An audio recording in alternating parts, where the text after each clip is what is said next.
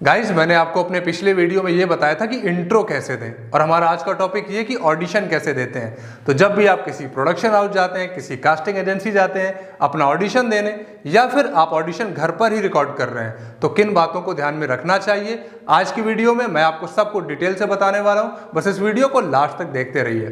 नमस्कार, मैं हूं जितेंद्र सिंह और आप सभी का स्वागत है मेरे यूट्यूब चैनल एक्टिंगलॉजी में। तो आइए चलिए स्टार्ट करते हैं। तो जब भी आप किसी ऑडिशन के लिए जा रहे होते हैं किसी प्रोडक्शन हाउस में या किसी कास्टिंग एजेंसी में, और आपको ये पता है कि वो ऑडिशन किस पर्टिकुलर कैरेक्टर के लिए चल रहा है, तो आपको करना क्या है? जो पहला काम है, आप उस कैरेक्टर के रिक्वायरमेंट के हिसाब से कॉस्ट्यूम कैरी कर लीजिए।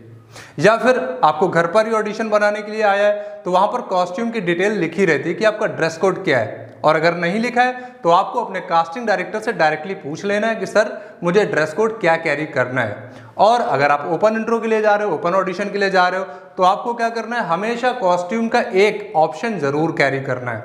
अगर आप लड़की हो, अगर वेस्टर्न पहन के जा रही हो तो एक इंडियन कैरी करना है। अगर आप लड़के हो, टी शर्ट पहन के जा रहे हो तो एक शर्ट कैरी करना है। तो आपको अपने ड्रेस कोड का एक ऑप्शन जरूर कैरी करना है। गाइज, ये ड्रेस कोड का ऑप्शन बहुत ही इंपॉर्टेंट है और ये कास्टिंग डायरेक्टर को इंप्रेस करने के लिए काफी होता है। अब हम बात करते हैं, अगर आपको किसी प्रोडक्शन हाउस से या किसी कास्टिंग एजेंसी से कास्टिंग कॉल आया है, मतलब कि आपको ऑडिशन के लिए वहां पर बुलाया गया है, तो जो भी टाइम दिया गया है आपको उस पर्टिकुलर टाइम पे पहुंच जाना है, लेट नहीं करना। ये सारी चीजें बहुत मैटर करती हैं।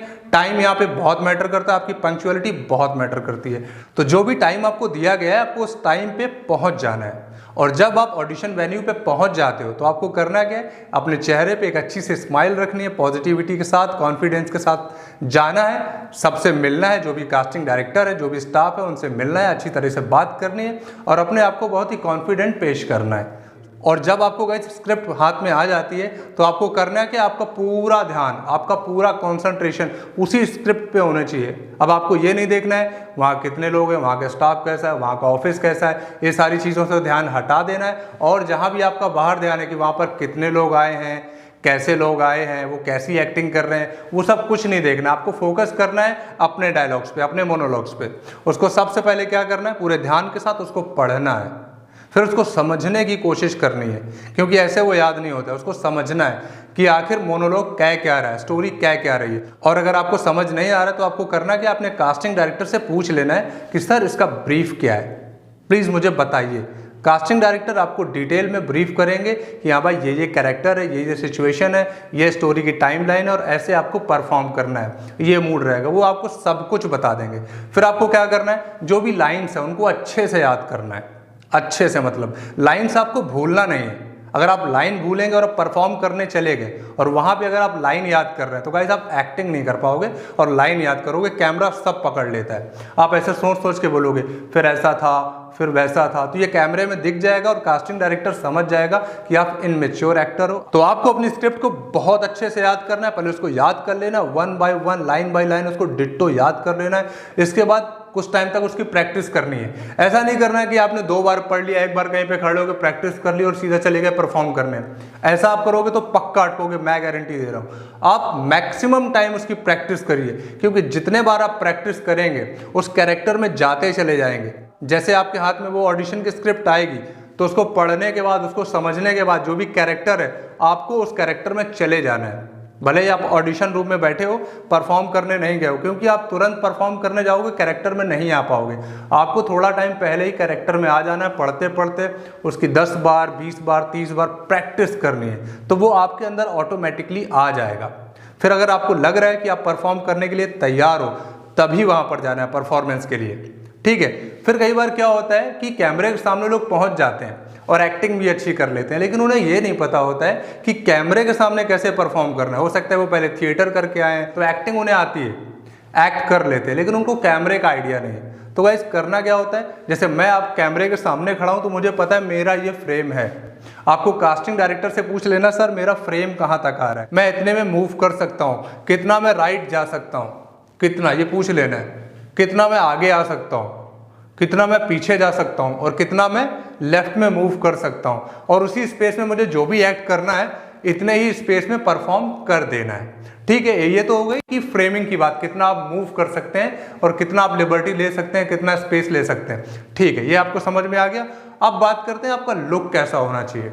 लुक आपका, आपका लुक ऑलवेज कैमरा फेसिंग होना चाहिए। जैसे मैं अभी आपसे बात कर रहा हूं तो मेरा जो चेहरा है वो कैमरा के ठीक सामने है। अगर मैं यहाँ पे बात करूंगा तब भी आपको कुछ समझ में आएगा, और मैं अगर यहाँ पे बात करूंगा तब भी आपको थोड़ा बहुत दिखेगा, और अगर मैं यहाँ पे बात करूंगा तो आपको मेरे एक्सप्रेशन कैसे दिखेंगे अगर मैं यहाँ पे बात कर रहा हूँ। तो एक्टिंग करते करते आपको उधर नहीं देखने लगना है, ऐसे नहीं देखना है, उतना ही करना है जितना कि आपका जो फेस है वो कैमरे के सामने रहे। तो करना क्या होता है, ये 90 डिग्री है एकदम फ्रंटल, 45 एंड दिस 45।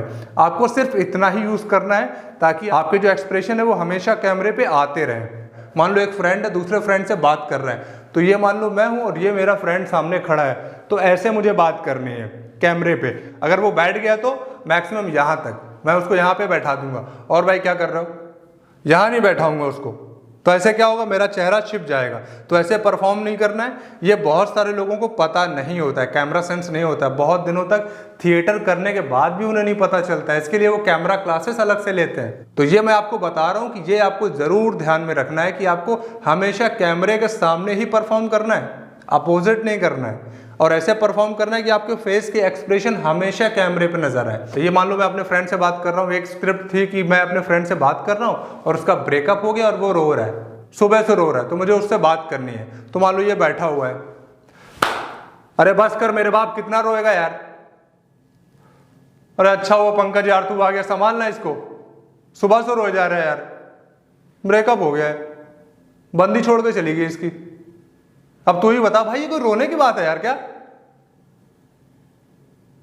देखा आपने, आपको जरूर लगा होगा कि एक बंदा यहाँ पे है, मैं उससे बात कर रहा हूं, और एक बंदा वहां से आया, वो दरवाजे से आया, मेरा दूसरा फ्रेंड, एक फ्रेंड रो रहा है, दूसरा दरवाजे से आया। तो लुक कितना मैटर करता है। मैं यहां से उसको नहीं बुला सकता हूं अच्छा हुआ पंकज तू आ गया, या फिर उसको यहां पे नहीं रुला सकता हूं, क्या यार सुबह से रोए जा रहा है। करना क्या है, हमेशा कैमरे के सामने, उसको यहां माना मैंने, उसको वहां माना। आपको करना क्या, ज्यादातर आपको कैमरा फेसिंग ही करनी। अगर दो लोग से आप बात कर रहे हो, जैसे मान लो मैं बेटा हूं, मेरे माँ बाप सामने खड़े हैं, तो उनको मैं मान लूंगा कि ये मेरी माँ खड़ी है और ये फादर आसपास, और कैमरे के सामने, हेलो मम्मी कैसी हो, पापा आप कब आए आपने बताया ही नहीं। तो हाइट का भी कि मॉम इतनी हाइट, तो उनसे थोड़ा सा ऊपर फादर होंगे, ये आपको मानना पड़ेगा। ये एक ऐसी चीज होती है जो आपको कैमरा एक्टिंग के लिए बेसिकली सीखनी ही पड़ती है, और ये बहुत इंपॉर्टेंट है। ये आप सीख गए तो आपकी जो एक्टिंग है काफी हद तक ठीक लगने लगती है वहां पे। ये चीज कैमरा एक्टिंग में कि आपको लुक समझ में आने चाहिए कि आपको कहाँ कहाँ लुक देने हैं। ये बहुत बड़ा पॉइंट होता है, बहुत सारे एक्टर्स को नहीं पता होता है, specially theatre artist camera acting जब करते हैं तब उनको समझ में आता है कि हाँ भाई ऐसे ऐसे करना है। मैंने बहुत सारे लोगों की स्टोरीज सुनी है जो बहुत अच्छे एक्टर भी हैं, थिएटर आर्टिस्ट हैं, लेकिन जब भी वो कैमरा एक्टिंग करने आए तो उनको दिक्कत आई थी। तो ये सारी लुक की बात मैंने यहाँ पर कर ली है कि आपको अपने फ्रेम का पता होना चाहिए और आपको अपने लुक का पता होना चाहिए, दो बहुत ज़रूरी चीज़ें हैं। फिर आप चले गए परफॉर्म करने, आपने एक्टिंग कर दिया, आपने अपना स्पेस यूज़ कर लिया और आपने क्या किया, अपना लुक भी ठीक ठाक रखा है, लेकिन आप क्या करते हैं, आप कैमरे से डर जाते हैं। आप बहुत अच्छे एक्टर हैं लेकिन जैसे ही कैमरे के आगे आए डर गए। क्या भाई सुबह से रोए जा रहा है यार, अच्छा वो पंकज तू आ गया, देखना सुबह से रोए जा रहा है, ब्रेकअप हो गया भाई का। तो ये इस कंडीशन में क्या, आप नर्वस हो रहे हैं, आप कैमरे से डर रहे हैं, आपको लाइन भी याद है, आप एक्टर भी अच्छे हैं, तो आपको कैमरे से नहीं डरना है। दोस्तों यही तो आपका फ्रेंड है जो आपको दुनिया भर में दिखाने वाला है, दुनिया भर में फेमस करने वाला है। यही तो वो है जो हमें दिखाएगा, जो हमें फेमस करेगा। तो इससे कैसे डरना है। और हर एक ऑडिशन को एक मौके के तरीके से देखना है कि ये एक चांस है, ये गोल्डन चांस है, यहाँ से आप सक्सेस हो सकते हो, यहाँ से आपका ऑडिशन क्रैक हो सकता है। अगर आप मौके की तरह से देखेंगे ना तो आप कभी भी नहीं डरेंगे, आप ऑटोमेटिकली कॉन्फिडेंट होते चले जाएंगे कि यार नहीं मुझे कुछ करना है। थोड़े से लालची बनिए कि यार ऐसा कर लोगे तो ये ऑडिशन क्रैक हो जाएगा, तो आपको फलानी मूवी में काम मिल जाएगा, ढिकाने सीरियल में काम मिल जाएगा। जब आप थोड़े से लालची बनते हो ना तो आपका डर ऑटोमेटिकली खत्म होने लगता है। तो इन चीज़ों को बहुत ध्यान से आपको नोटिस करना है, कॉन्फिडेंट रहना है, स्माइल पास करनी है, आप पॉजिटिविटी फैलानी है, कभी भी नर्वस नहीं होना है। और ठीक है, अगर आप पहली बार एक्टिंग करने आ रहे हो, पहली बार ऑडिशन में आए हो और आप झिझक रहे हो, आपके अंदर है हेजिटेशन है, आपके अंदर थोड़ी सी तो नर्वसनेस आ रही है, तो गाइस ये बहुत ही नेचुरल है। फर्स्ट टाइम में सबको ये होता है।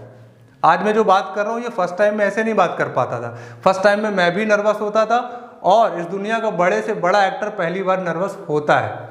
तो ये सारी कॉमन मिस्टेक्स हैं, कॉमन गलतियां जो नए एक्टर्स अक्सर करते हैं, जैसे कि उनके हाथ पैर कांपना, जैसे ही परफॉर्म करने आते हैं, जैसे ऑडिशन करने आते हैं, बहुत सारे लोगों को देख के वो डर जाते हैं, कैमरा फियर होता है, डर जाते हैं, हाथ पैर कांपने लगते हैं, गला सूखने लगता है, आवाज़ जाने लगती है, उनकी मेमोरी एकदम गायब हो जाती है, डायलॉग एकदम दिमाग से गायब हो जाता है, फंबल्स बहुत ज़्यादा होते हैं, और ये मैंने आइज़ का बताया था, आइज़ बहुत ज़्यादा ब्लिंक करती हैं, और सबसे बड़ी बात बहुत जल्दी जल्दी बोलने की कोशिश करते हैं। तो गाइज़ मैं आपको ये बता देना चाहता हूँ कि ये सारी जो आप मिस्टेक करते हैं ये सारी की सारी एकदम नॉर्मल है स्टार्टिंग में।